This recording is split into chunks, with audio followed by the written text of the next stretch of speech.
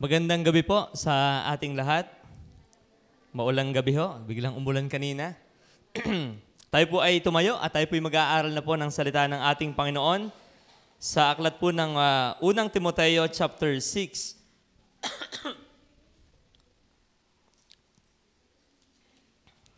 First Timothy chapter 6 verse 10 po yung ating talata. Bagaman po yan ay buong chapter 6 halos ang ating babagtasin. Pero yan po muna ating basahin. 1 Timothy chapter 6 verse 10. Nandiyan na po kayo? Ating sabay-sabay pong basahin sa wikang English and sa wikang Tagalog. Basahin mo natin sa wikang English. Handa, basa.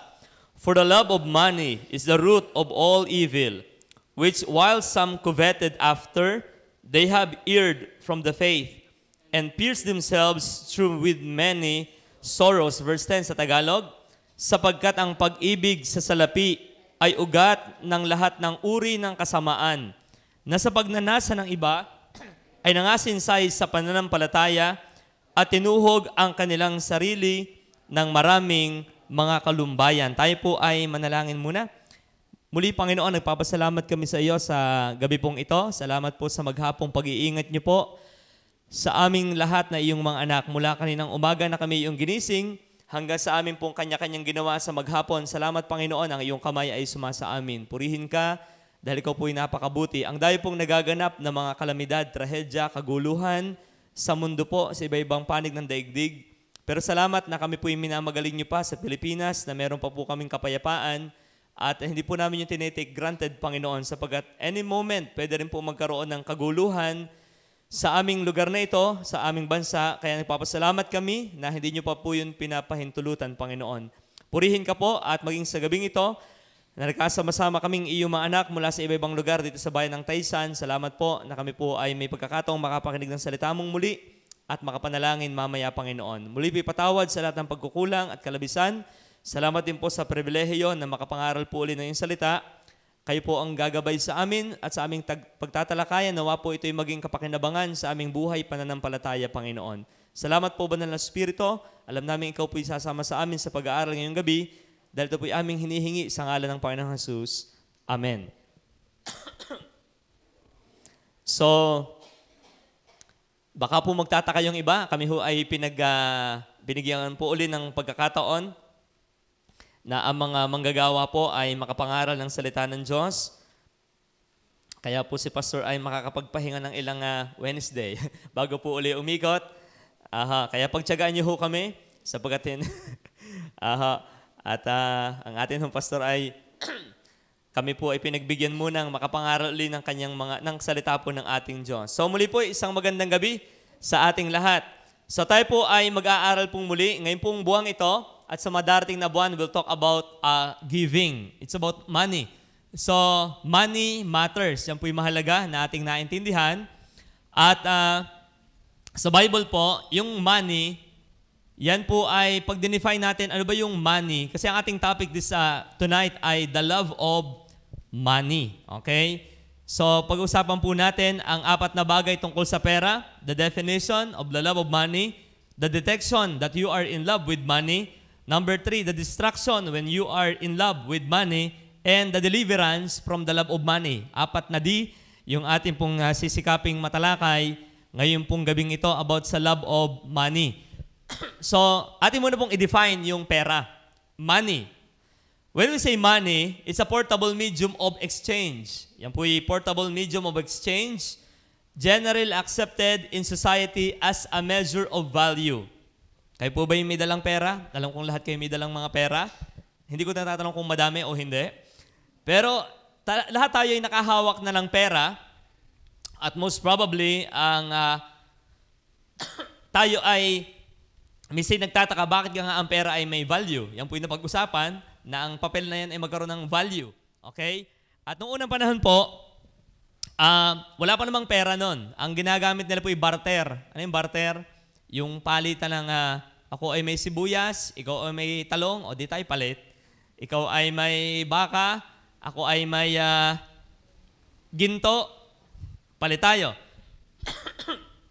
So, yan po hindi. Kaso lang, mabigat pagka ganun lagi.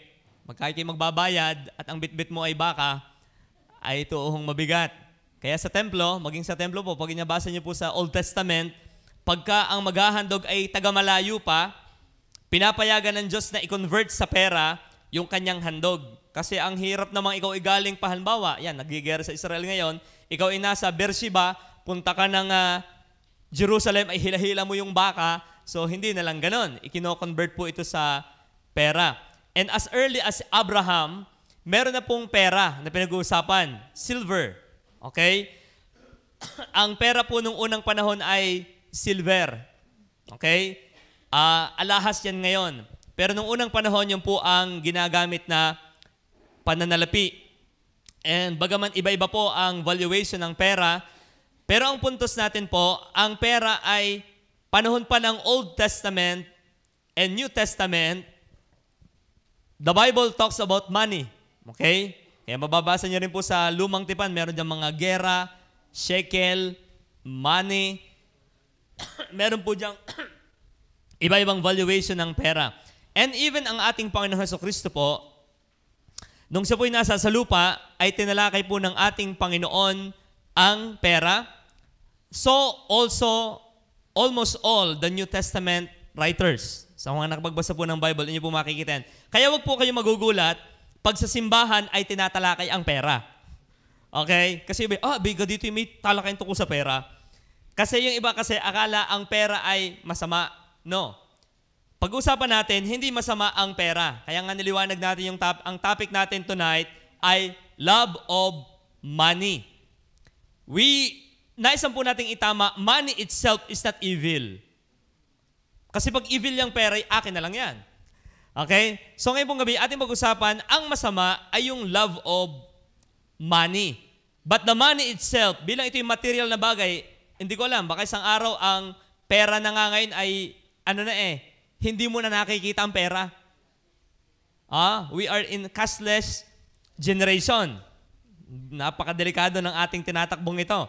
But tayo papunta na yan. Sa ikaw ay may pera, pero hindi mo hawak ang iyong pera. Meron po ba kaya yan? Gcash? May pera ka dyan, 20,000, 10,000, 6,000.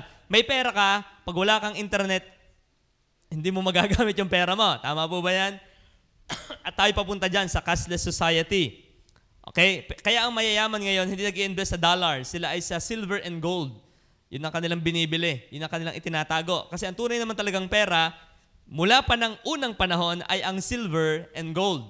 Kaya yung pong inyong mga ginto-ginto sa ngipin ay huwag niyo pong itatapon. Okay?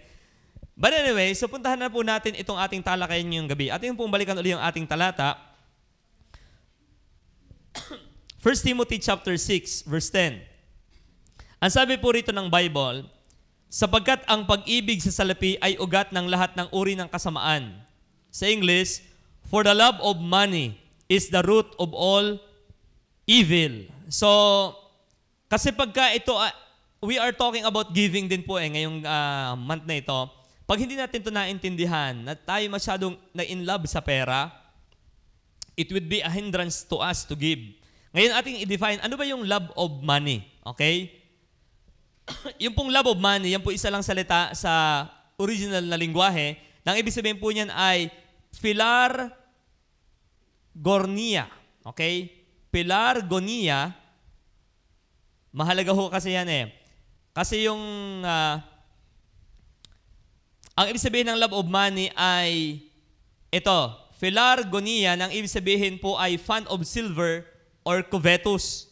Yan palang ibig sabihin po ng love of money, isa lang salita yan, pag-ibig sa salapi. Pag sabi nating pag-ibig sa salapi, love of money means fond of silver, covetous. Pag sabi po nating love of money, greedy of gain. Yan.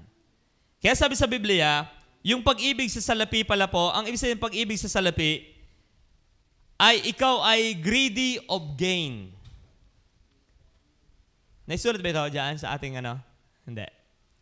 Excessively acquisitive, especially in seeking to hoard riches. Pag sabi po, when we say love of money, Pag sabing love of money, ikaw ay matakaw sa pera. Okay? Ikaw ay mahilig mag-hoard ng riches. Yung word na hoard, naririnig natin po yan ngayon, lalo't maraming bigas na nawawala. Pag sabing hoard, ikaw ay nag-iipon ng sobra-sobra. Okay? So pag sabi nating love of money, definition of love of money, it means excessively acquisitive, especially in seeking to hoard riches. Okay? Kasi yung word na phila means love. Argorion means piece of silver. Okay, atin muna pong punta ng kaunti. Sa Bible, kung inyo narinig po yung word na penny, P-E-N-N-Y, pag sabing isang penny, yan ay sweldo mo sa isang maghahapon. Pagka ang binanggit na sa Bible ay yung word na argorion, piece of silver na, hindi na penny. Yun yung mababasa sa Bible. Pag nagbasa po kayo, meron binabag niya penny, isang araw na sweldo. Pag ang binanggit na ay piece of silver times 3. Ibig sabihin, halimbawa, kita ka ng 700 a day. Yun yung penny sa time nila. At 700 naman sa panahon natin. Halimbawa. Pero pag sabing piece of silver ang iyong natatanggap, times 3. Gusto mo yung sweldo mo na for one day ay i-multiply into 3. So, ibig sabihin, yung iyong 700 magiging 2,100 per day. Yung word na phila argorion, tingnan, love of money. Tingnan, buhay ka na naman sa isang araw na sweldo. Pero pagka ikaw ay love of money, gusto mong i-multiply pa yung iyong income into 3. Okay? Kaya pinagsama na yung philia, love, argorion, love of money. You want yung iyong day to day na kinikita, gusto mo yung laging mas madami pa.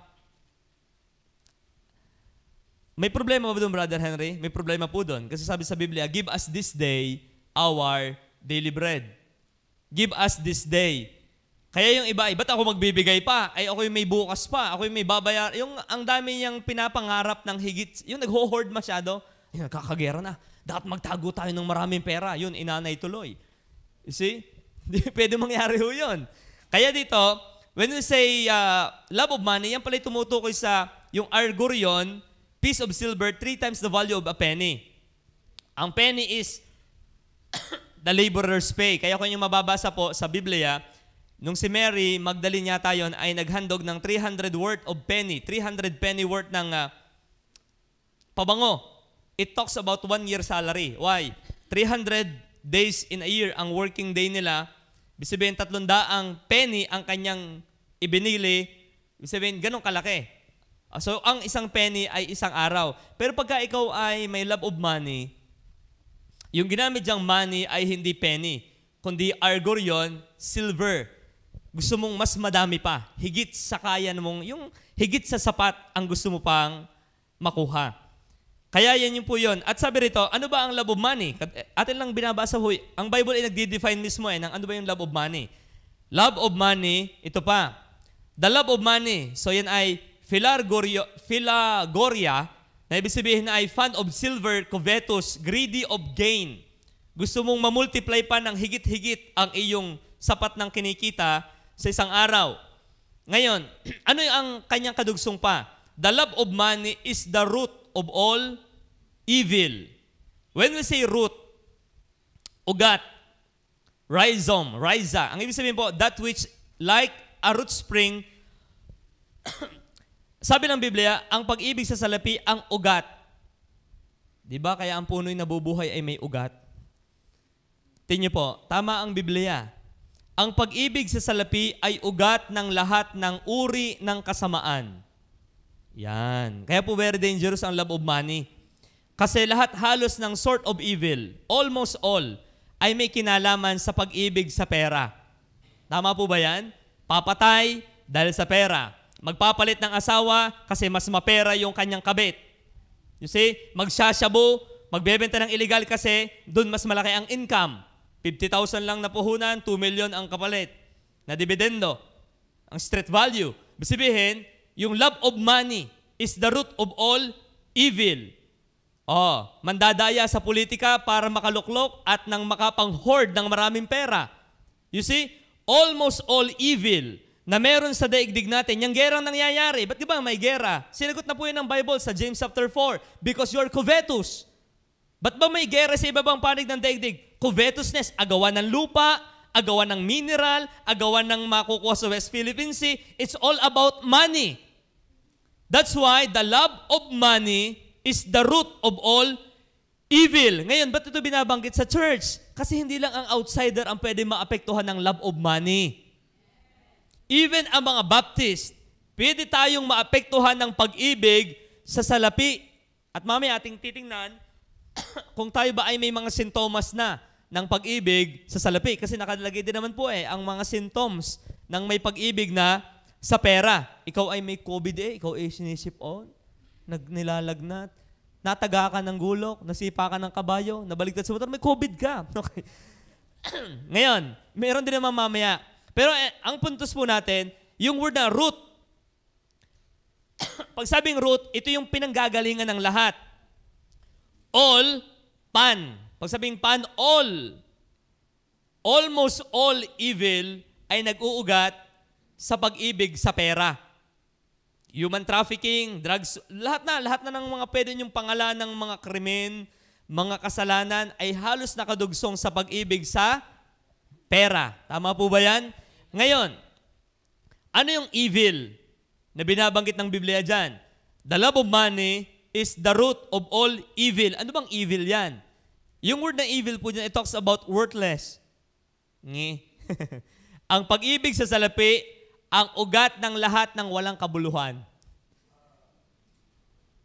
Inibig mo ang pera at gumawa ka ng evil para magkapera, na yun yung pinaglaanan mo ay wala rin naman palang kasaysayan. Ibig sabihin, nagpakamatay tayo para magkaroon ng pera, gumawa ng mali. I'm not talking about sa tama po ang pagkita ng pera. We're talking about yung evil way of getting money. Ngayon, ginawa mo ang lahat na ito, love of money is the root of all evil. Ano ba yung evil na binabanggit dyan? Nung dinefine po yun ng concordance, worthless, troublesome, destructive, injurious. Lahat yung pagiging maibigin sa pera ng tao. Hindi ang pera ang masama ha. Lilinawin po ulit natin. Distinction. Iba ang love of money at money. Money matters. Importante po yan. Mahirap magpakasal ng walang pera. Mahirap bumili ng gatas ng walang pera. Mahirap magbayad sa Batelec. By faith po, ito po ang aking tracts. Kami po ay mananampalataya. Bayad na po kami. Kasi Jesus paid it all. Baka ipadampot ka at ipatapon ka sa Mandaluyong. Ito yata may saltik. So hindi mo pwedeng gamitin yung gayaan sa literal na pamumuhay dito. Pero ang masama, yung in love ka sa pera. Sobrang in love. Talagang ikaw ay masama ang lasa pagka hindi natatimes ang iyong income.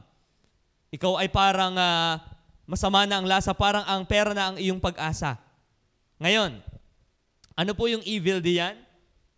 Yung word na evil dyan sa Timothy, ang ibig sabihin po niyan ay worthless, troublesome, destructive, and injurious. So yun yung definition ng love of money. Yung love of money is the root of all evil. So pag atin narinig, love of money, yan pala yung masyadong gusto mo ng riches. The root of all evil is the love of money. So yun po yung definition ng love of money. So pagka atin na-encounter ngayon, ating puntahan po yung sunod.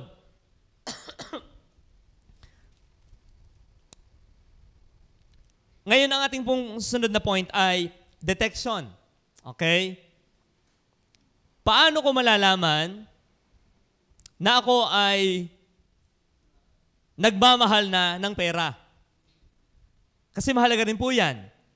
Okay? How can we know that we are lovers of money?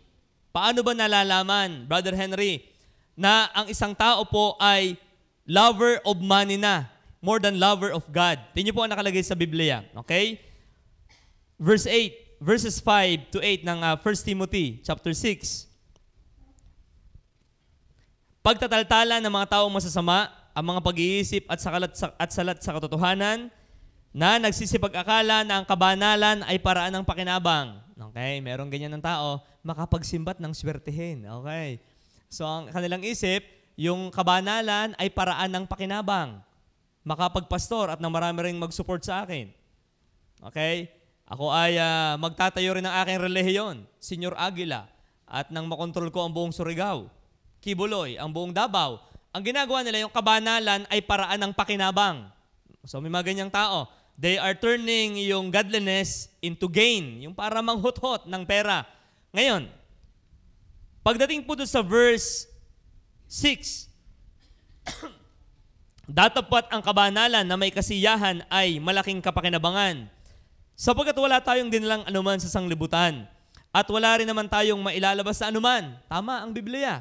Wala tayong dinalang anuman sa sanglibutan, at wala rin naman tayong mailalabas na anuman. Ngunit kung tayo may pagkain at pananamit, ay masisihan na tayo doon. Number 1, na detection of love of money. So, madedetect mong ikaw ay may love of money. Number 1, if you are discontent. If you are discontent with the basic that God gave you. Malalaman natin na iba na ang timpla ng ating puso pagka tayo ay hindi na kontento sa binibigay ng Panginoon. Tingnan, nakalagay po sa Bible ha? Ito yung nakalagay eh. Datapat ang kabanalan na may kasiyahan ay malaking kapakinabangan. Kasi dito po may issue eh, yung si Timothy, pastor ng Efeso. Ang Efeso isa sa napakayamang syudad noong unang panahon po. Ang Efeso ay isa sa pinakamayamang city sa Roman Empire. Kaya tinatalakay ni Pablo ang tungkol sa pera.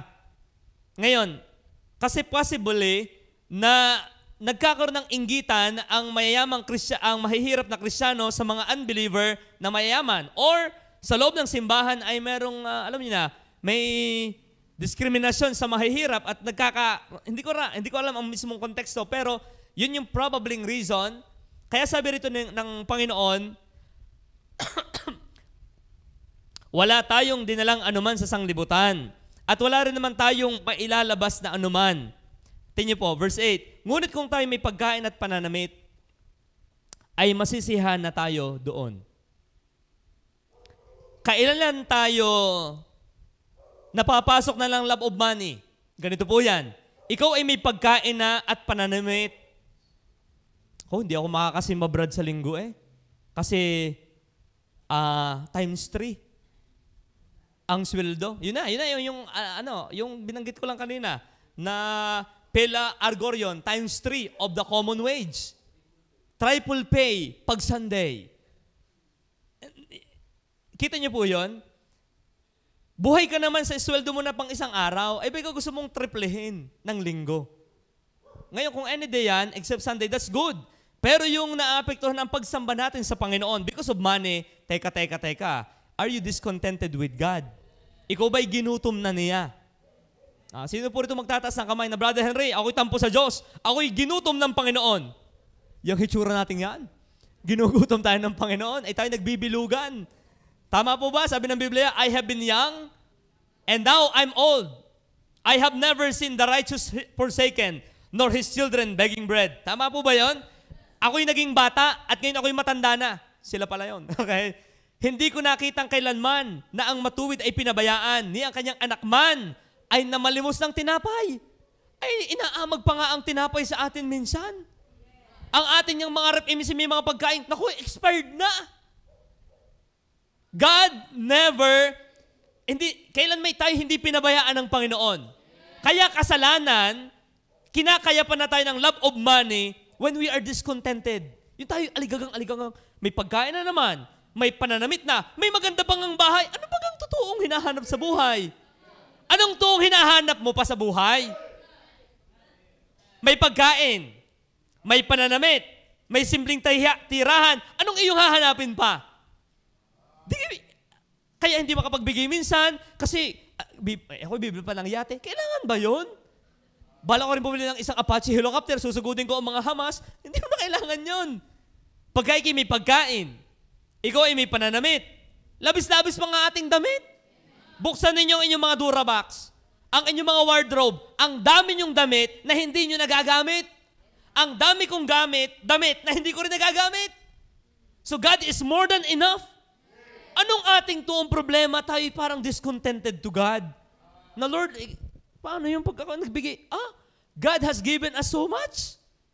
Kaya tayo kinakayapan ng love of money when we are discontent. Tingnan, ang sabi rito ng Bible, pagka may pagkain at pananamit, ay masiyahan na tayo doon. Totoo naman niya eh. Ba't hindi sinama doon ang mga laptop? Hindi sinama ang mga kotse? Hindi sinama doon ang mga condominium unit? Bagaman those things are important kasi buhay ka, miski wala yun. Pero mahirap ka mabuhay pag wala kang pagkain at wala kang damit. Ang hirap naman niya. Kinagala ka dyan, wala kang damit, ay naulan, nasa yelo, nasa deserto, kaya ang Diyos ay matalino. Hindi niya tayo pinababayaan. Pero ramdamin natin ang ating puso. Ako ba ay nagiginaling Filar Guyon? Pagka ikaw ay hindi na nagiging kontento, tandaan natin, wala tayong dinalang anuman sa lupa. At aalisin tayong walang dala. Lahat ng ito, kung itong building ito yung ating bahay, ito'y wala. Pagka tayo namatay, lahat iiwan natin. Yung bagong bilhin natin sa sakyan, iwan yan kung iyo yan. Ikaw, lahat iiwan na naman natin eh. Wala tayong dinalang anuman, hubot-hubad tayo nung pinanganak, tinanggal ang panganang pusod. Wala tayong dalang anuman. Kaya yung lahat ng meron tayo, pagpasalamat natin sa Panginoon yon. At huwag tayong mamamatay na maraming panghihinayang. Buti pa dapat pala ako'y nagtapat na sa Panginoon. Sayang yung aking kotse eh. Damin-dami. Kung binigay ko kay Brother Henry yung isa. Yun. Damin-dami ko rito sapatos, nabubulok. Dapat pinamigay na sa mga worker to eh. Ang daming pagkain din sa rep. Ipadala kay pastor. Yun, na magaganda. Hindi yun ako. Yan, malapit na. Bukas i-expired na. Ipapadala ko na. Lalasunin mo ka kami. Wag. Okay. Pero ang puntos po natin, detection. Ating i-detect ang ating puso if we are discontent with God. Tingnan po sa Proverbs 30. Pati ako iniisip ko yan kasi ako may pamilya na rin. Minsan ako ay baka lumikot ang aking isip at kung anong aking maisipan. So, ibinabalik ko ang aking isip dito sa Proverbs na ito. Ang sabi ng Proverbs chapter 30, verse 7 to 9. Tingnan po ang sabi ng salita ng ating Panginoon sa atin. Proverbs 30, 7. Dalawang bagay ang hinihiling ko sa iyo, huwag mong ipagkait sa akin bago ako mamatay. Si Agur ay nakikipag-usap sa Panginoon. Ano sabi niya? Ilayo mo sa akin ang walang kabuluhan at ang kasinungalingan. Ito yung isa pa na kanyang hinihingi. Huwag mo akong bigyan ng karealitaan o kayamanan man. Pakanin mo ako ng pagkain na kailangan ko. Tama naman nga eh. Sabi, dumami ang pagkain natin, masasapagan natin lahat. Bigyan mo lang ako, Lord, ng pagkain kailangan ko. Kaya pala ang prayer ni Jesus Christ, yung tinuro niya sa mga alagad, give us this day our daily bread. This day. Why? Bukas naman hindi mo pa alam na buhay ka eh. Sabihin, hilingin mo lang sa Diyos yung kinanta na nila, one day at a time. Yung kinanta nila, one day at a time. Yun lang. At kung anong bigay ng Diyos noon, pasalamatan natin siya. We're not against planning. We're not against investing. Pero we're against yung too much. Yung too much. Ako, nag-i-invest ako para sa aking anak, sa aking pamilya. Pero yung, hindi na ako makapagbibigay kasi ako may babayaran pang gano'n. Teka, ibang bagay yun. Huwag mong papakalaman yun sa Panginoon. But you invest. Si Eric nga marami ng investment to eh. Pinakamayamang worker. Just kidding. Ngayon, ang sabi rito ng Biblia, ilayo mo sa akin ang walang kabuluhan. Pakanin mo ako ng pagkain na kailangan ko. Tingnan, verse 9. Baka ako'y mabusog, yung yumaman, at magkaila sa'yo sabihin, sino ang Panginoon? Yan yung delikado. Pag nayaman. Sino ang Panginoon? Kung di ako matalino, kung di ako bla bla bla. Yan, nagyayabang na. O baka ako na may maging dukha at magnakaw ako. Yan naman ay pangit din. Pangit yung ito ay sumobrang yaman. Anong sasabi ng pastor na yan? Anong sasabi ng mga worker na yan? Yan, pangit yan. Pero pangit din naman yung ikaw, isa sobrang hirap, nagnanakaw ka na, ay pambihira. Brother Henry, punta ka sa istasyon at kakilala mo daw yung nakakulong. Ay bakit? Ay nagnakaw ng isda sa palengke. Ay nakakahiya. You see? yun ang ipagpe-pray natin. Huwag tayong sumubrang yaman, huwag tayong sumubrang hirap, balanse lang. Kontento ka kung anong meron ka. So pero alam natin tayo napapaibig na sa pera pagka tayo ay hindi na kontento. Parang maganda yata mag-abroad. Pero enough naman yung sinasahod. Para yatang yun na lang ang aking kakabitan. Ako'y kakabit doon at mayaman eh. Aha, nangyayari yan. Nangyayari yan. Ang taong gipit, sa kabit, kumakapit. So, kasalanan yan. You see? Sa Bombay, kumakapit. Si Kuya Ruel, ang ating kakapitan. Pero ang puntos po natin, yan ay ating raramdamin. Yan ay raramdamin ko. Ramdamin din nyo yan. Pagkaramdam yung God is not enough to us, may problema. Because God is always enough sa atin. Tama po ba yun? Lalo kayong ang mga anak ay malalaki na, lalo nyong naranasan na talaga, nandiyo sa hindi nagpabaya. Tama po ba? Nakapagpag-graduate na, nakapagpakasal na ng lahat ng anak, may mga apo na. Adigi pag iyong binulay, ang Diyos nga hindi nagpabaya eh. Kailanman hindi niya ako pinabayaan. Kasi nasusubaybayan yung biyaya na, ba't ka naman matatakot magbigay? Hindi ka naman niya pinababayaan. Lalo kung income mo yung 7 digit. 8 digit, 9 digit. God is so good to you. So huwag ka magiging discontent with God na, teko paano? No. Maging mapagpasalamat tayo sa Panginoon. I-detect natin yan, baka tayo ay hindi na lover of Jesus, but we do not love the master, but we love the money. We need to love the Lord more than we love the gold that we have, yung ating mga kung anong meron tayo. So another thing na dapat po nating damahin, balik tayo sa Bible. 1 Timothy chapter 6. Yun po yung nakalagay dyan. 9 and 10. Datapwat ang mga nagsisipagnasang yumaman ay nangahuhulog sa tukso at sa silo at sa maraming mga pitang hangal at nakasasama na siyang naglulubog sa mga tao sa kapahamakan at kamatayan. Sapagkat ang pag-ibig sa salapi ay ugat ng lahat ng uri ng kasamaan. Ito na. Nasa pagnanasa ng iba. Yung word na pagnanasa diyan, coveted. Which while some coveted after. Yan ay sa ibang translation, stretching out. Parang ikaw ay yung kambing na nakatambang ka na. Eric, yung kambing nakapaltak na, may damo na dyan. Kita ko sa kambing, stupido talagang hayop yan. Yung kambing. May damo na.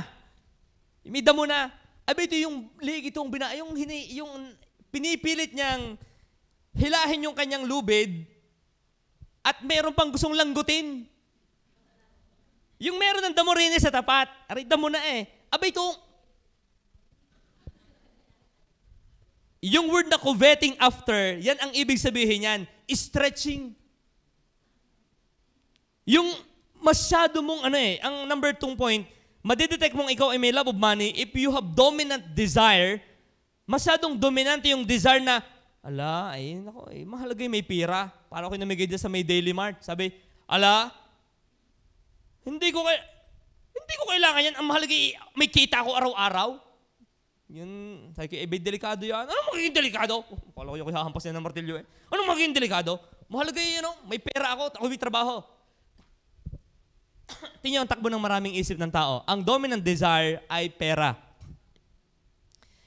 We Christian desire money. Kailangan din naman natin ng pera. Pero hindi dominant desire natin ang pera. Yung binabanggit po ng Biblia dito na coveted after, yan ay yung imagine, yung parang yung gusto mong abutin yung, meron ka na gusto mo pang may abutin ka pa? Naintindihan ba yun? Yun yung ibig sabihin yan.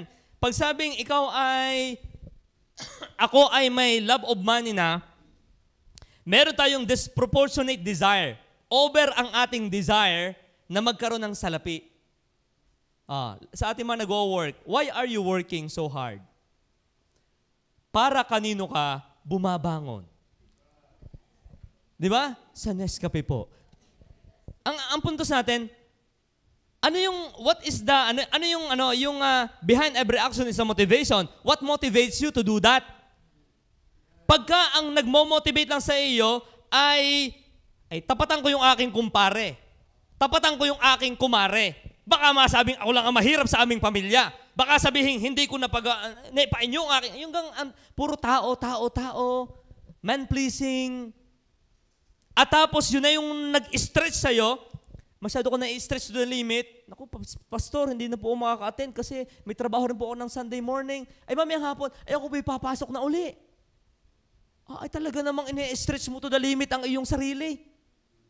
At pag nagkasakit naman, kita nyo minsan ang yung kamalian ng tao. Inuubos ang katawan para magkapera at uubusin uli yung pera para may balik yung lakas ng katawan. You see? Inuubos ang lakas ng katawan para magkapera. Tapos, uubusin yung perang kinita para maibalik uli yung lakas ng katawan. The stupidity of life. Pag hindi talaga para sa Diyos ang iyong ginagawang effort, nagsasayang ka ng iyong oras, ng iyong buhay. Kaya mapalad tayo tayo may pera na, nakakapag-Jollibee din naman. Nakakapag-McDo din naman. Pero alam mo, yung may porsyento ng pera mong para sa Panginoon. Hindi yung iyon na lahat. Talagang hinigop mo na lahat. You want to take everything and give nothing. Ang tao ay ganyan Gusto take everything and give nothing. Ay mamamatay ka. Pagka puro hinga ka, inhale. Inhale. Ay, tapos hininga mo pa, naamoy mo, talagang mamamatay ka. Walang exhale. Kaya, i-detect natin ang ating puso. If you're discontent. Number 2, meron ka bang dominant desire? Masyado kang covetous. Yung coveted after yung ginamit ng verse. Ang galing nga ang Bible talaga ang galing ng choice of words ng Panginoon na kanyang ginamit diyan. Ang kanyang ginamit talagang verse ay yung coveted after, na sabi diyan, pagnanasa ng iba. Yun na. Pagnanasa. Yun masyado mong ini-stretch. Gusto mong abutin. Lahat ng bituin. Okay? So, walang problema na tayo ay kumikita po ng pera. Pero pagka may yung masyadong dominant desire na ang pera sa ating buhay, delikado na yan. Ikaw ay lovers of money na. Ako ay lovers of money na. Ito pa, yung madidetect natin sa na-in-love na talaga sa pera. Verse 10. Kadugsong ng talata. Nasa pagnanasa ng iba ay nasinsay sa pananampalataya. Yan. Malalaman mo ang isang tao o ikaw mismo o ako mismo ay lover na ng pera. Pagka ito yung nangyari sa atin, we depart from faith. Pastor, okay lang. Kumusta ka, Brad? Okay lang po ako. Kumusta ka, sister? Okay lang po ako. Pero isang taon nang walang simba. Isang taon na lang walang giving. Isang taon na ang binibilang na walang pakialam sa Panginoon. Asa sabihin mo, okay lang ako. No, hindi ka okay. Nadali ka na ng matinding karamdaman. Nalaganap sa maraming simbahan at tahanan. Love of money. Muli, money itself is not evil. Many good things can be done with money. But loving money, that is evil. Imagine that, na ikaw ay lumayo sa Panginoon dahil lang sa pera. Ay pwede mo naman pagsabayin yan, ikaw ay may pera na nasa Panginoon. Sabi ko nga lagi, huwag niyong pag-aawayin ang parehas maganda. Wag! Maganda ang pera. Mas maganda ang Panginoon. May mo ka magsasabungin yan? Ikaganda na yung magsayaman ang mga member natin na sila'y faithful sa church na ito. Di nakakatuwa yon ang mga business owner sa Taysan, mga Baptist. Ang may magagarang sasakyan, mga Baptist. Ang may mga ospital na pinatatayo, Baptist. Kaganda nun. Pero active ka sa simbahan. Hindi yung, Pastor, paggawa na kita ng sementeryo mo. Yabang nito pakipabaril ko sa akin. Alam niyo yun, yung nagiginang yung they depart from the faith. Apo, observe natin ang ating mga kapatiran. Ba't sila nangangawala? Malimit. Pag nagkatrabaho na. Masama ba ang trabaho? No. Job is good. Anong nangyari in between? Nung unang umalis ay in love sa Lord. In love sa Panginoon. In love sa the master of his life. Nung kumukuti-kutitap na ang kapal ng pera, ang ganda ng mundo, yung akit ng sanglibutan, paano man sarili ko? Kailangan ko muna ang sarili ko, pamilya ko. Nagkakamali tayo doon. And they depart totally from the faith. Delikado po yan. Dahil nag-iipon ka ng iiwanan mo. Nag-iipon ka masyado ng iiwanan mo. Ang magandang ipunin mo, yung madadatnan mo. Okay. Alam nyo, ang Bible talaga kakaiba eh. Huwag kang mag-ipon ng iiwanan mo. Mag-ipon ka ng madadatnan mo. Kaya nga tayo pinag-giving eh. Nag-iipon ka ng madadatnan mo sa kabilang buhay. Kaya ka nga nag-giving eh. Pagka naman ikaw ay puro investing lang dito ka lang nakapukno ang iyong isip, nag-iipon ka ng iiwanan mo. Ang magandang ipunin yung madadatnan mo sa eternity. Alin yon? All the good works that you've done for God, using your money, using your material blessing na meron ka, yan ay investment sa eternity. Ay minsan yung Kristiyano yung nakakalimot yata hindi tagalupa. Nakakalimot yata siya hindi ka tagalupa. Okay? Tayo nasa hotel laang. Ang ating tunay na bahay ay ginagawa pa ng ating Panginoon. Kaya, i-detect po natin yan sa ating mga puso. Am I being discontent with God sa Kanyang binibigay sa akin? Am I stretching myself too much? Na sobrang pagod na ako para lang magkapera. Magsipag. Pero yung sobrang sipag, sabi ng ating pastor, hindi na yan sipag, takot na yan. Totoo nga naman yun. Okay? Lalo na, pag nasa inyo naman yung pera mo, para saan to? Milk tea, green tea, big tea. Yan, ang dulo. Walang mangyayari sa yung buhay pagkagayaan. Totoo, ako naaawa po talaga ako. Dahil po ako nasa sa SM, palibasi ako manimip pong dumaan sa SM ngayon. Bukod sa ako taga-SM, tuwing ako nauwi ako na daan sa SM kasi nasa likod lang ang pigmamasan ko yung mga tao doon. Hindi lang yung mga naka-short lang doon. Pag tinitingnan mo yung mga bagay doon, isipin mo nga ang tao, abalang-abala sa mga iiwanan. Ito yung... Nung ako nakapasok po nung Sunday doon, nung linggo, isipin mo ako nasa sa SM. Ako'y dumaan sinadya akong dumaan. Kami ni Makmak, ako'y grabe nga ang tao. Yung puro materialism na lang, material. Dapat tayo iba. We need material things. Pero hindi dapat tayo yung mukhang mundo. Huwag ganun, huwag. Kawawa tayo. Kawawa. And ang ultimate thing nangyayari, we depart from the faith. Tingnan po sa 2 Timothy 4:10. May binanggit diyan na halimbawa ng dahil sa pera, sa sanlibutan. 2 Timothy chapter 4 verse 10. Ito'y kababata, contemporary ni Timothy. Na-disciple din to ng Apostle Paul. Kung yung mababasa sa iba niyang mga libro, sulat, kasama niya to sa mga Bible study. Kasama nito sa mga mission journey niya. Pero pagdating sa 2 Timothy chapter 4, deadline na ni Pablo, huling tagpunan ng kanyang buhay, merong nawala sa kanyang disciple. 4 verse 10, sapagkat ako'y pinabayaan ni Demas. Bakit sa pinabayaan? Palibhasa'y inibig niya ang sanglibutang ito. Yan. You see? Si Demas lang ba ang pwede magkaganyan? Mag-ingat tayo. Marahil ngayon, ay, kayang-kaya ko yung Brother Henry kasi maliit pang income mo eh. Pero what if God test us na tayo ay dumami na ang pera? Kasi natetesting ang tao ay sa dalawa. Yung sobrang sagana at sobrang wala. Baka nakapasa ka doon sa panahong sobrang wala. Paano pag iniba na ng Diyos ang pihit, Kuya Lito? Pinasobrang sagana. Naku, Pastor, sorry. ang daming namamatay ngayon. So, I need to, kasi, sabihin naman ni Brother, Pastor, ang dami kong farm dito sa New Zealand. I cannot attend the online, blah, blah, blah. Delikado na tayo pag gaganyan. Michael, asa ka nanghahabol po ng kangaroo, I'm busy. Kuya Ramil, nahuhuli ako ng mga missiles, Pastor, kaya wag mo ako muna. wag nawang mangyari. Masarap na ma-enjoy natin parehas. Yung spiritual na blessing at material na blessing. Kasarap ng ganyan. Na tayo ay, ang Diyos hindi madamot. Kita ko ang Diyos ay napakabuti. Alam niyo kung bakit tayo pinapayaman ng Diyos? Ang dami pa natin kailangan tulungan.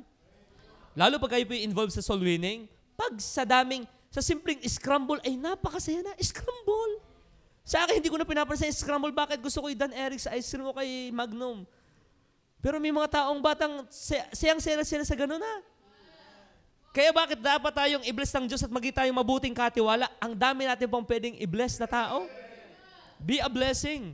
Ngayon pa, ano ka magiging blessing pag ikaw naging lover of money ka na? Na kaya ikaw ipagtiwalaan ng Diyos ng pera para ikaw ay maging pagpapala sa iglesia, sa iyong pamilya, at sa mga nangangailangan pa. Ay naliligaw tayo, kapatid, pagka tayo, hindi ganon, hindi yun ang design. Kaya sa Biblia, ang dami rin mayayamang Kristiyano.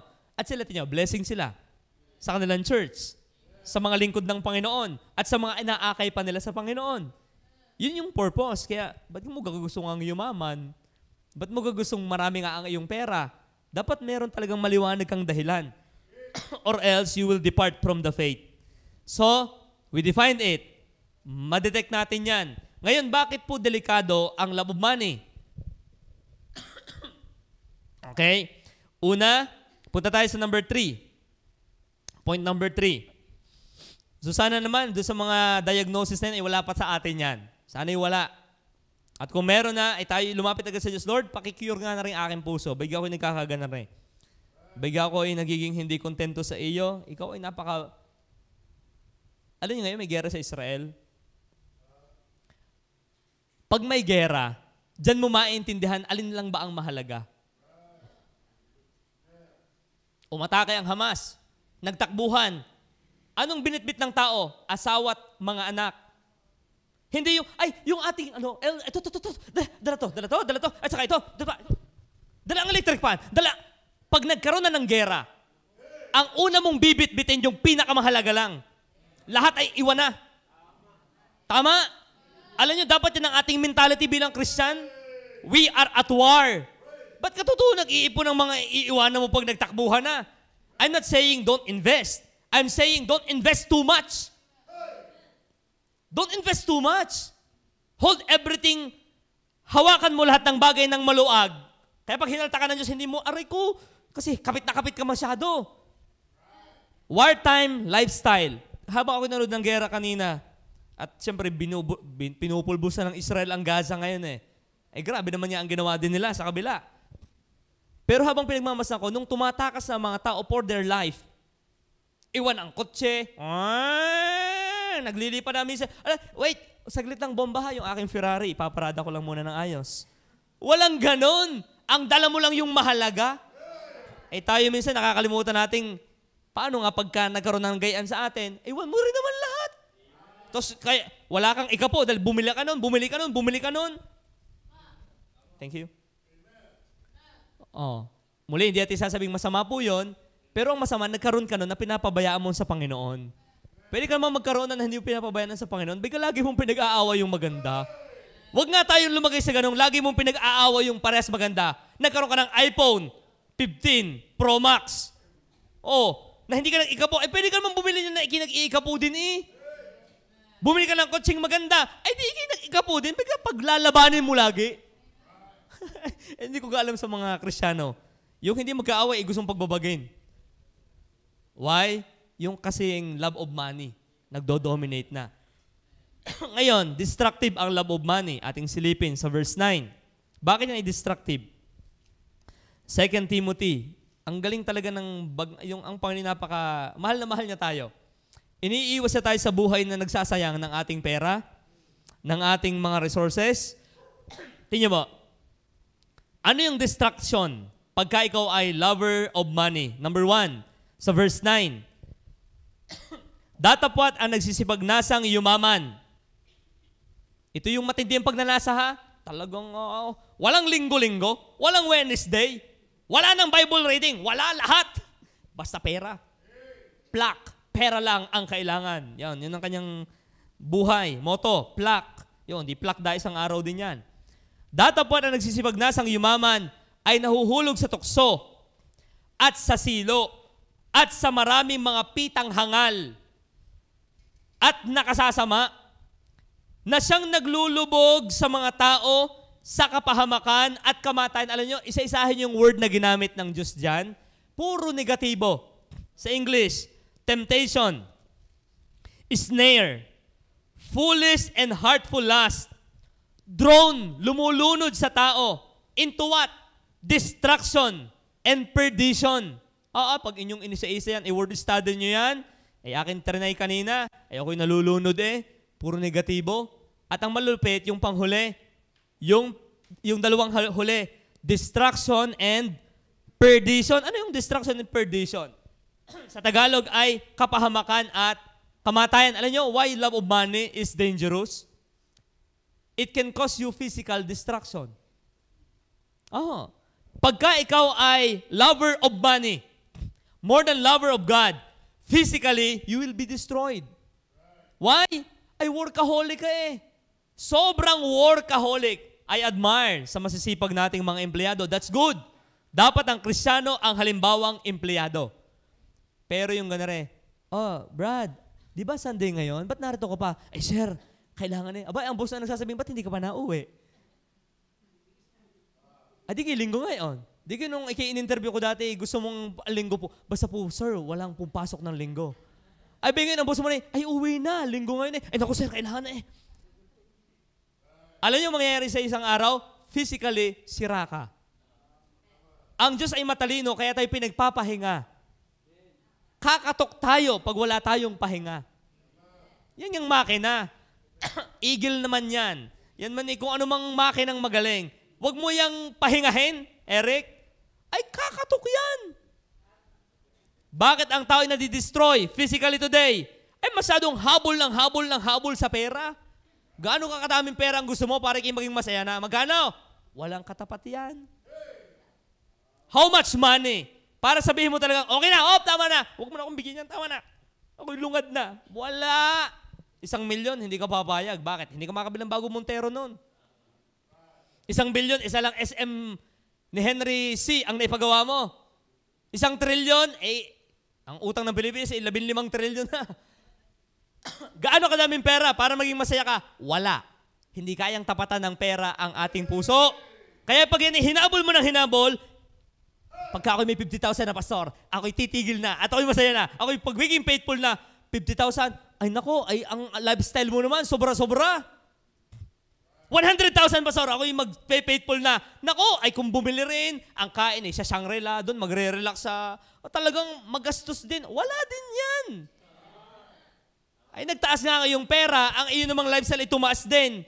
Abay, kaya naman dating bumili lang ng simple. Gustong bilhin, mamahalin na rin Hindi talaga tayo aasenso pagkagayaan. Wala. Bakit? Nung kumikita ng ganara, gustong bilhin ganara rin hindi yata bagay sa akin. Ako'y naka-chinelas ang namumurahin. Ay, yung medyo mamahalin. Flip-flop. Parang hindi yata bagay sa akin ang nakahiga lang sa kama. Sa banig, bibili ako ng waterbed. Ay nabutas, nalunod tuloy sa kanyang waterbed. You see? Physical destruction. Look at, pag inyong inaral, ang Ananias sa Sapphira, physically, nawasak ang mag-asawa, love of money. Si Gehazi, yung tauhan ni Prophet Elisha, nagkaketong. Why? Love of money. Anong kailangan? Ba't ka humabol? Kasi may dumating po, kailangan daw po ng Panginoon ko nung mga binibigyan nyo kanina. Talaga? Sige, dalhin mo. Pagbalik, saan ka galing Gehazi? Ay, nang hasi-hasi lang ako din ng kung ano. Nang hasi yung mamaya, ay sabi ng Panginoon nagpunta ka doon nagkaketong. Yung nakainaama na ketong ay lumipat sa kanya. Physically, nawasak siya. Si Achan, napahamak ang buong angkan because of love of money. Kaya delikado po ang love of money. It can destroy us physically. Okay? Number 2, na ating makikita po sa Bible. Love of money is destructive. Money is not destructive. Hindi nakakawasak ang pera. Yung mahalin mo yan. Talagang addict sa pera. Talagang lahat na lang kanyang iniisip ay tungkol sa pera. Wala na ang Panginoon. Kaya nung si Jesus Christ ay nasa lupa, inyong pansinin po, ang dami niyang preaching tungkol sa money. Why? Ang top 1 na kalaban niya sa puso ng tao ay pera. Pera. Ikalawa, na nagiging damage pagka ikaw ay lover of money. Verse 10. Sapagkat ang pag-ibig sa salapi ay ugat ng lahat ng uri ng kasamaan. Na sa pagnanasa ng iba'y nasinsay sa pananampalataya, ito na, at tinuhog ang kanilang sarili ng maraming kalumbayan. Ano daw? Tinuhog ang sarili ng maraming kalumbayan. Nung unang binabasa ko yung tinuhog, para yung barbecue, nakikita ko lang na idea dyan. Yung parang tinuhog mo yung lechon sa nguso hanggang puwet. Parang ganun, no? Yung palang ibig sabihin tinuhog na gayaan, parang iniikot mo yung lechon na sinasaksak mo isa-isa. Hindi yung tinuhog mo lang siya ng isa. Pag sabing tinuhog, all over, hindi lang isang part ang sinaksak, kundi tinutuhog ang buong, para pag nagbababad ang ulam, yung tinutuhog-tuhog mo lahat na gaya, para pumasok ang, alam nyo, ikalawa, yung emotional distraction.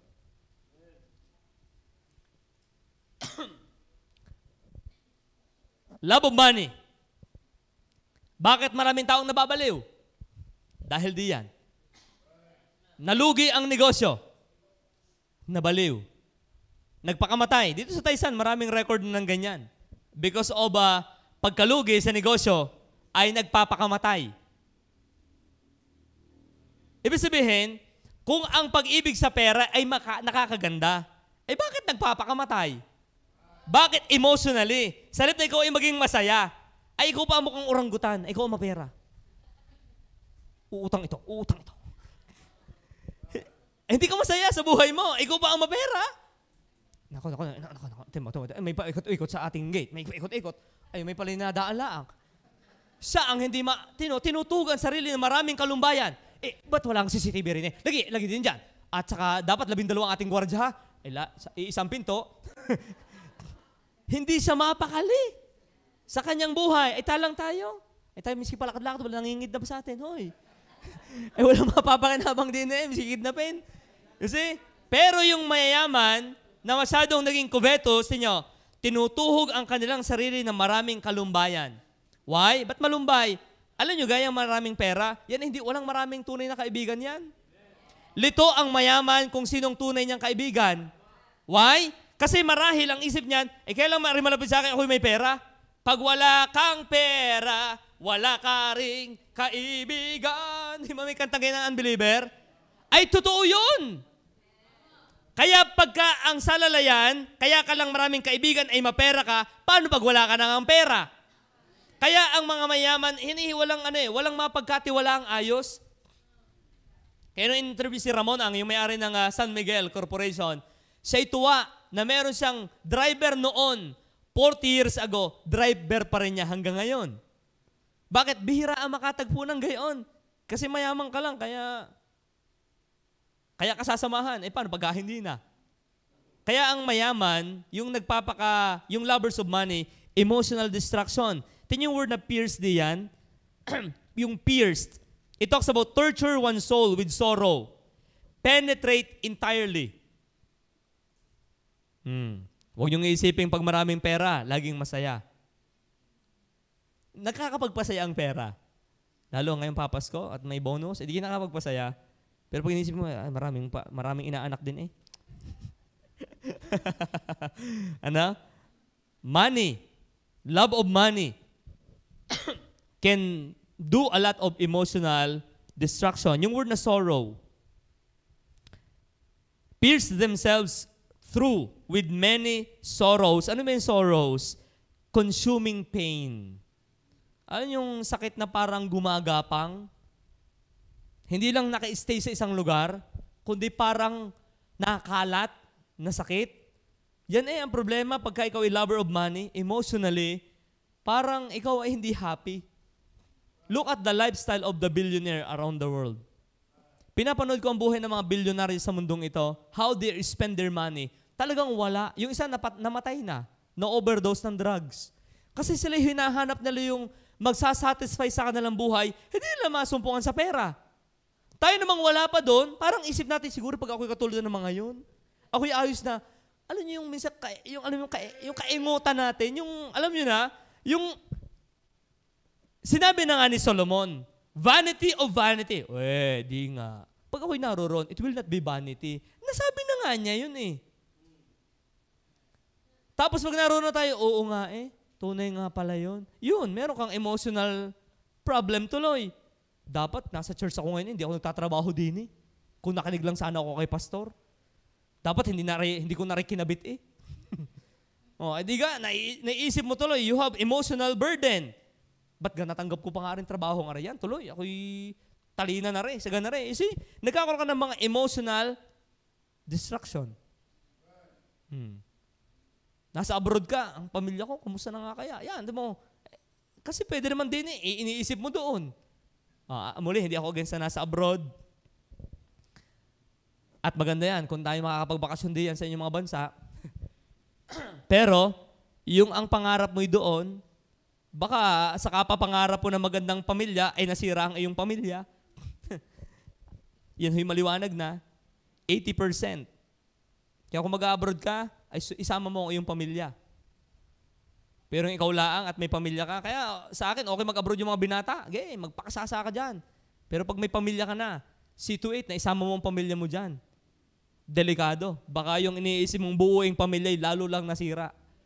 Sa pagkahangad ng kagitna, isang salop ang nawala. Di ba? Kasi may matatanda. Sa paghahangad ng kagitna, isang salop ang nawala.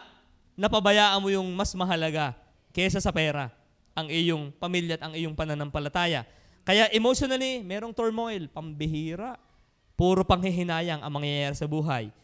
Kaya, avoid natin ang love of money. Okay? Ito pa yung malma na distraction. Spiritual life distraction. Nabanggit na natin ito kanina, verse 10.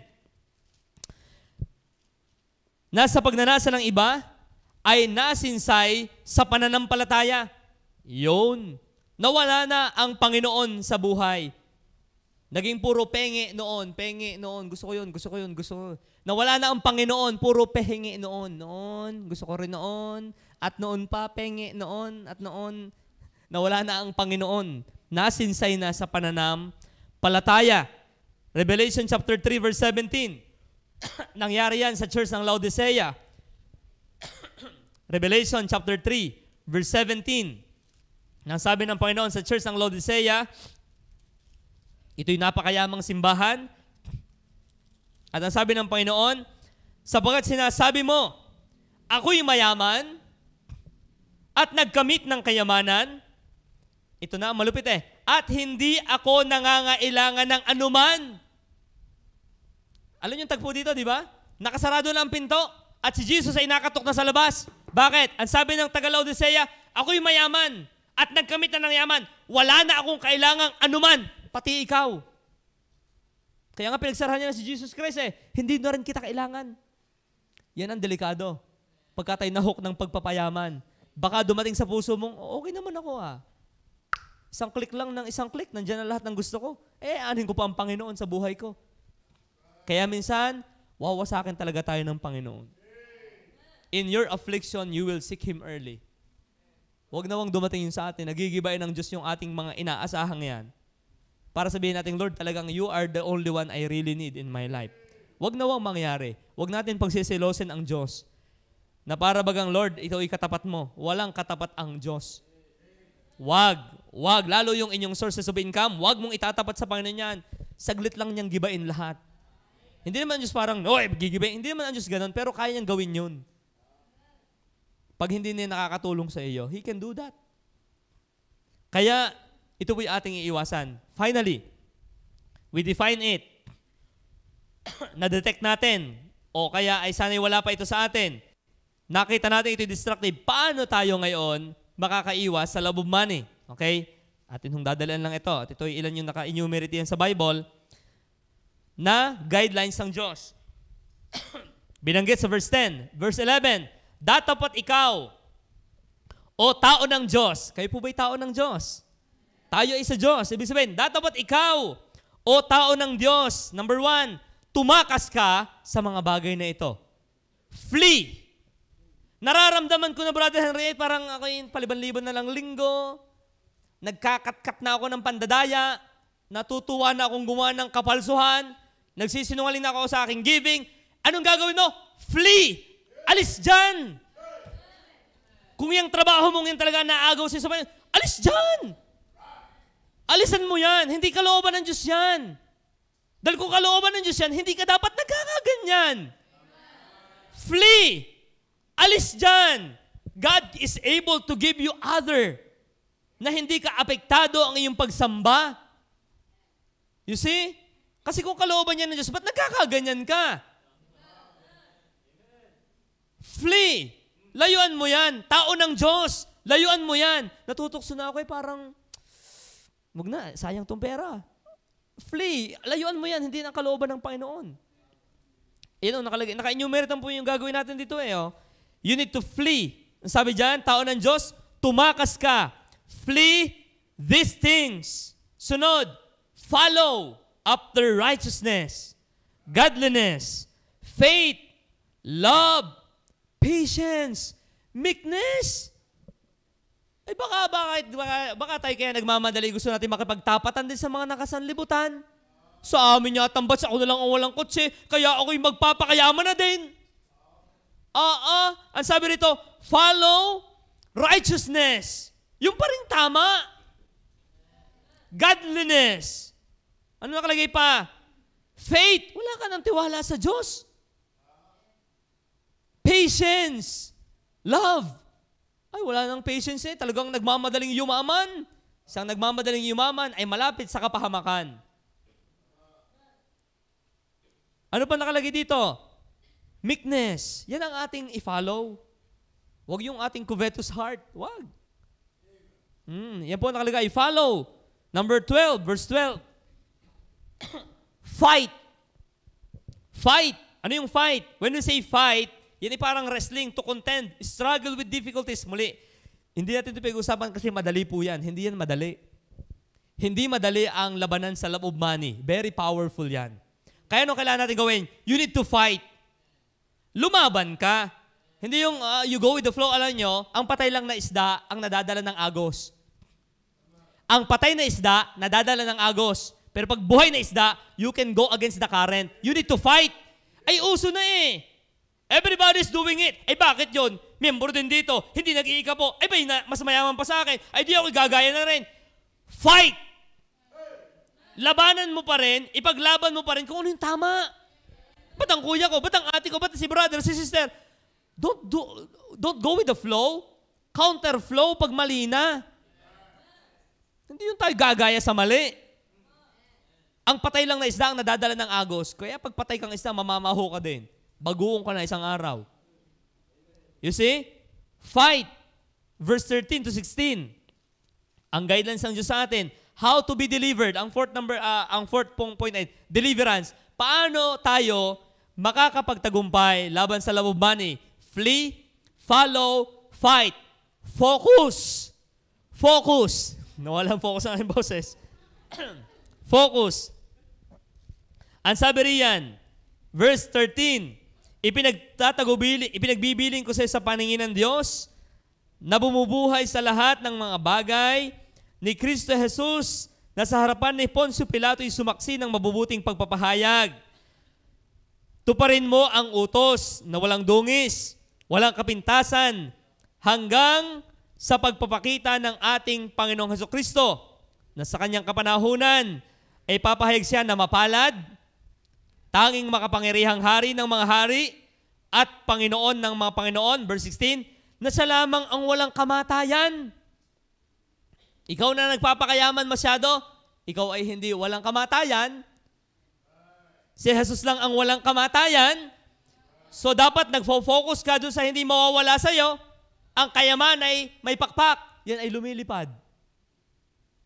Huwag kayong mag-focus masyado sa na mawawala sa atin. I'm not saying huwag mong pahalagahan. Huwag mong masyadong pahalagahan. First things first, prioritize God in your life. Ang nakalagay dito, siya lang ang the only blessed, potentate, King of kings, Lord of lords, who only hath immortality, dwelling in the light which no man can approach, and to whom no man hath seen nor can see, to whom be honor and power everlasting. Amen. Anong ibig sabihin nito? Paano ba ako hindi maaapekto ng love of money? Focus on Christ. You focus on Jesus Christ. Kasi lahat ng bagay, di ba may kanta na, yung when I look into your holiness, yung lahat ng bagay ay naging parang shadow lang. baka tayo makalimot. Huwag tayong mawawala ang tuon sa ating Panginoon. Kasi yung love of money, madulas na daan yan. Ay, madulas. Yan, madulas ang sahiga. Ingat kayo. Yung pagkadulas, yan kaya ko yan. Pag dumulas ka na, dire-diretso yan Kaya magiging maingat. Oo, magiging maingat. Hindi yung, kaya ko yan. Yun, nung nadulas, lagapak nga. Nawala na sa simbahan. Kung ano nung kalukuhan ang ginagawa. How to be delivered. Verses 17 and 19, last. Na nakalagay po sa Biblia. Ang mayayaman sa sanglibotang ito ay pagbilinan mo. Kayong mga mayayaman, kayo pong mga nag-uupo dyan, kayong mga mayayaman, ay pagbilinan mo na huwag magsipagmataas ng pag-iisip. Okay? Huwag mataas ang pag-iisip pagka mapera na. Pag ako'y malis sa church na ito, wala na magbibigay ng malaki. Naman. Wag, hihiyain ka ng Panginoon. Lalo tayo, tita, yung mga nagsimulat sa pulinaryo ito, kita natin na ang Diyos ang nagpapala sa simbahang ito. Hindi yung kung sinong mayaman. Walang ganun. Ito'y kanyang pag-aari. Kaya niya itong pagpalain kahit hindi sa ating hindi tayong gamitin. Ang masaya, tayong gamitin. Okay, yung masaya. Na kaya pinagpala ang iglesia ito'y ikaw ang pinadaanan ng Diyos. Kung sa alulod, ikaw yung matinong alulod, walang barang dahon. Sa iyo pinadadaan ng Diyos yung pagpapala, paparto sa iglesia. Okay? Pagbilinan mo yung mayayaman, na huwag magsisipagmataas sa kanilang pag-iisip. Ano pa? Huwag umasa sa kayamanang di nananatili. Sadya naman. Kasi pag nagiba ang stock exchange, bumagsak ang dollar, windang tayong lahat. Huwag tayong aasa sa kayamanang di nananatili, kundi sa Diyos. Yun. Na siyang nagbibigay sa ating sagana. Ang Diyos ay hindi madamot. Ang Diyos ay nagbibigay sa atin ng sagana. Dito nga, pag may cake, minsan, ay, ayaw ko na rin. Totoo po yan. Hindi naman sa ayaw ko. Talaga yung, alam yung sobrang dami. Pag nagsabay-sabay, may chocolate. Ano nga kakain ko? Hershey's, Toblerone. Pwede po, magsabi lang kayo. Hindi, actually, pinamimigay naman nga namin kasi may mga Bible study tayong, hindi nga nila alam kung ano yung chocolate. Merong mga ganyan. Kayo sumama minsan sa amin. Pagka Webes, kami hinapunta sa basurahan ng Batangas City, ng buong Calabaro Sound. Yung palitapunan, miskin mga taga Laguna, nagtatapon ng basura. Sumama po kayo sa amin minsan. Makikita nyo yung pinag-uubusan ng lakas ng tao, naroon. Kaya ako nagpapasalamat talaga sa Diyos na ako'y nakapag-Bible study sa Siko. Bukod sa naroon ng aking pangasawa, nakita ko yung basurahan. Bata pala ako manggagawa, nakita ko ng aring hinahakot na ang pag-aaksihan ko ng aking buhay kung ako'y wala sa Diyos. Ang dump site, ang ebidensya na lahat ng ginagawa ng tao ay itatapon lamang din naman. Pag hindi mo yun kinonvert pang walang hanggan, nagsayang ka. Nag-ipon ka ng basura.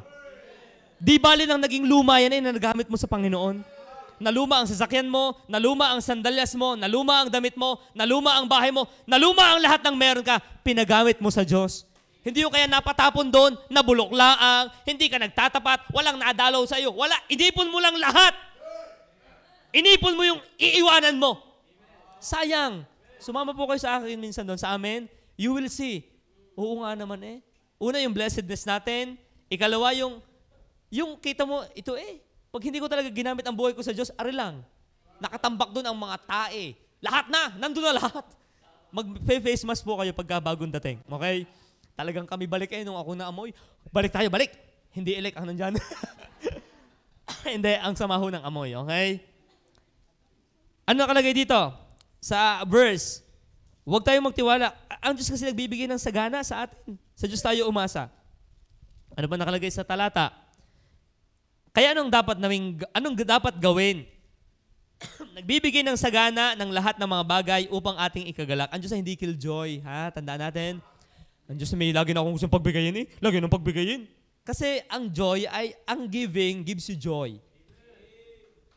Yan po yung inyong mararanasan pag kayo nagbibigay. Bukod dito sa simbahan, kayo nakakapagbigay sa mga nangangailangan. May ibang galak ang nagbibigay. Iwan ko. Masarap magbigay.